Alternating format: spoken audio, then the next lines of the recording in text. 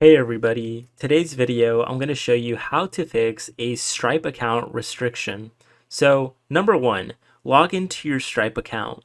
Access your Stripe account through the View Stripe Payments dashboard button on the online booking and payments page. Number two, identify the restriction. Hover over the restricted icon to see what documentation or information Stripe requires to unblock your account. Number three, provide required documentation.